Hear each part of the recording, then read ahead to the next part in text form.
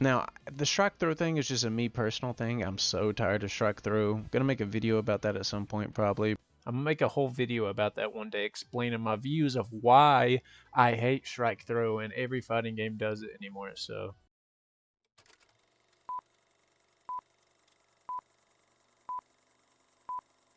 strike throw, strike throw, strike throw. To be struck or to be thrown? That is the question. Before we get too far into my deep bag of rigmarole, So why don't you just say that?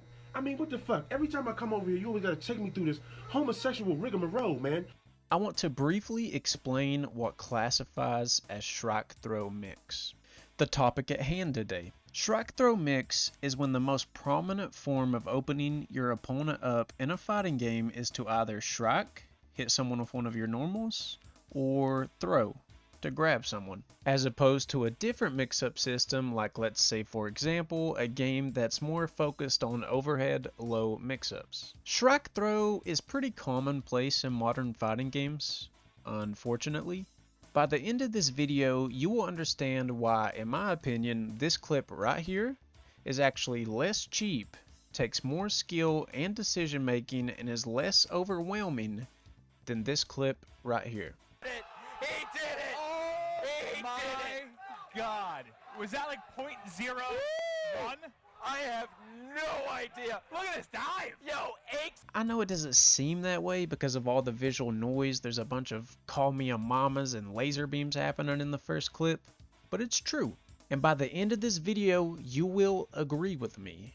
It's true. You're living in a delusion. Please, please, wake up. Wake up, wake up, wake up. Hey, wake up. Wake up. Wake up. Hey.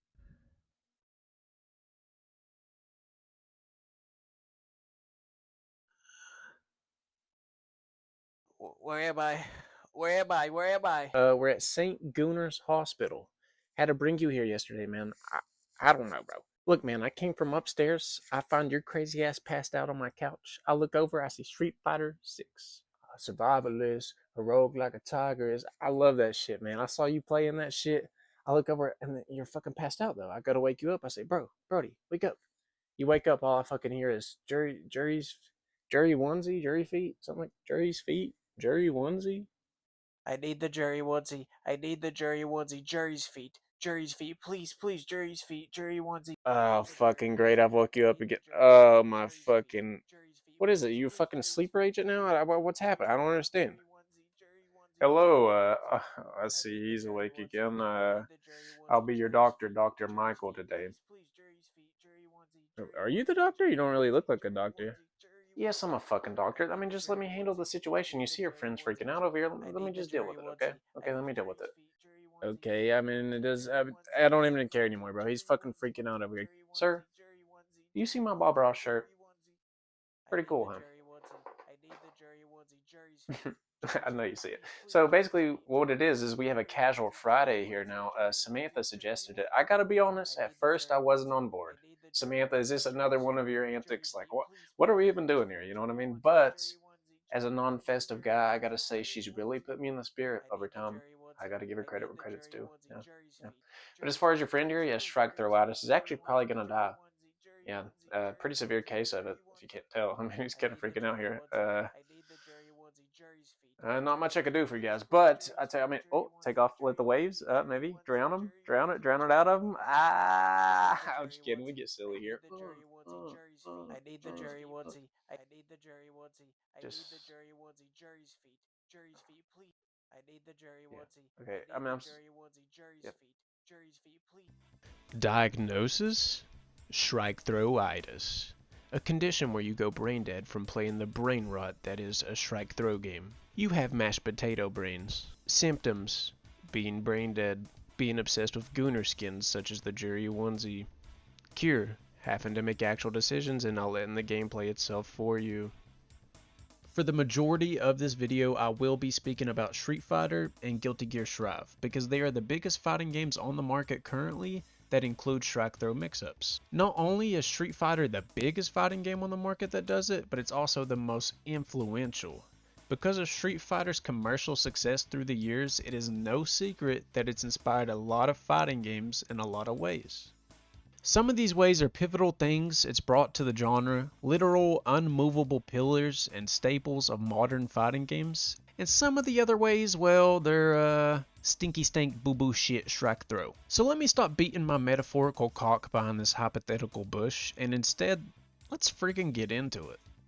A question you may ask is, well, if it's a 50-50 mix-up at the end of the day, regardless if it's a strike throw game or a game with low overheads, then what's the problem with a game being strike throw based? It's mix either way, right?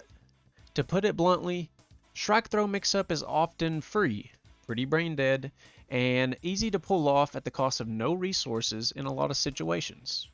I'll give examples.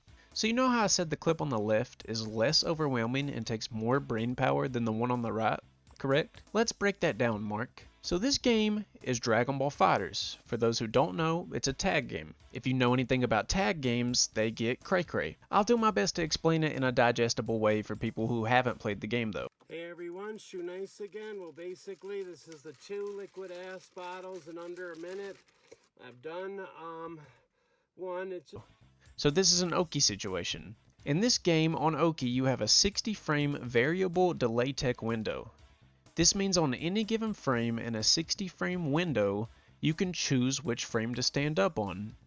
In other words, good luck ever median in this game. So what do Dragon Ball Fighter players do for Oki? Well, you call an assist and you let it cover the possible frames your opponent could stand up. If I have an assist that's active for 40 frames, then that only leaves 20 frames my opponent has to mix up their wake up timing, which obviously, as the attacker, is a lot easier for me. There's less variance in what the opponent can do, so I call my assist, which is a valuable resource in this game, mind you. I air dash float, which is a mechanic that isn't the easiest thing to do, but gives you 50-50 mix. I hope I timed all this right as my opponent's getting off the ground, and then boom, 50-50 mix up. This game also has DP, Reflect, a million other defensive options, but whatever, you're getting the tip of my point. My point is, I get a 50-50 on Wake Up if I'm lucky. If I'm lucky. And it costs a valuable resource in my assist. Same thing with air-to-air exchanges, have to burn resources in exchange for mix. Now let's take a look at Cuck Fighter 6 and Donkey Dick Shit Guilty Gear Strive and how they choose to handle these situations. Picture this. Luke just laid his soft but delicate hands on you with a firm but oddly reassuring touch and gently flopped you into the ground for a pounding. In this situation, other than DP, you're cooked. You're cooked, buddy. You're cooked. There are no tools and no army from any nation about to stop what comes next. And what comes next is downright evil, a spawn of the devil itself. Malicious intent incarnate. Throw looping. A continuous vortex of mix where Luke and a lot of other characters in this game can either throw you, which doesn't do much damage, or strike you with a button and you eat 60% of your life bar. What resources does Luke have to burn to get these throw loops, you might ask? Nothing. What counter options do you have? Next to none. This doesn't just apply to Street Fighters and Dragon Ball Fighters though. It applies to any game with 50-50 overhead low mix and strike throw mix respectively. Guilty Gear has a lot of the same issues I have of Street Fighter with it being a strike throw game. And I'd argue again, this 50-50 reset from Ermac I'm showing on screen here, Mortal Kombat 1, a less overwhelming mix-up and a much better designed system than what Street Fighter and Guilty Gear deliver. Yeah, Ermac gets this crazy fucking vortex mix right here, but guess what he just burned? His assist. Once again, a valuable resource in this game. He had to set it up through a combo, which, by the way, hard as fuck combo to do. I encourage any of you to get on there and try this combo I'm showing on screen right now. This doesn't only apply to ground situations, mind you. The same situation happens off air-to-airs too. Look at this stupid shit. I don't know how people justify this fucking stupid shit. Incoming free brain dead. Just take the throw. Just take the throw. Just take the throw. Now I've heard a few arguments in my day of why strike throw mix isn't an issue and it's okay, and they usually go like this. The first argument being, well, it's a 50-50 mix either way. Then why does it truly matter if the mix is strike throw? And I covered that earlier in this video. Once again, it matters because strike throw mix is usually at the cost of 0 resources. The second biggest argument being, just take the throw. Why don't you just take the throw, bro? Hey, bro, take the throw. What is this guy, stupid? You can just take the throw. Taking a throw really isn't that big of a deal on paper. You're only taking, what, roughly 7% of your health bar? The problem with it is, it's deeper than 7% of your health bar. It goes much deeper. Okay, so you're losing 7% of your health bar, and then you are in a vortex blender that you will never escape. Luke in this situation can walk up to you and throw you 10 times. Then what? Oh, bro, I'm willing to take the 10 throws. I'm willing to lose 50% of my life just eating 50-50s over and over. Even when they throw you, even though you're not losing much health, it's just that it leaves you in such a bad situation and puts them in such a favorable situation. For what reason? Did Luke earn this situation by grabbing you, by hitting you with an unreactable 50-50 mix-up? Did he deserve the reward of a follow 50-50 unseeable mix-up? I don't think so. Maybe I'm the crazy guy here, I don't know. And don't even get me started on Donkey Dick shit Guilty Gear Strive. In that game, if you just take the throw, you end up taking a wall break, which leads into positive bonus, which is an infinitely metered regenerating mechanic. All because you took a throw. They get to meter burn it, they get a full 40% damage combo into infinitely regenerating meter for the next minute of gameplay. Cool, bro. Not to mention, throws in Guilty Gear are 2 frames, so they're actually faster than they are in Street Fighter. The third argument I hear all the time defending strike throw is, I can react to the throws. Now, granted, this usually is an argument of lower level players, because higher level players understand I can't react to 5 frames. That's just like impossible. Lower level players tend to have this thinking of, oh, I reacted to him walking up to me.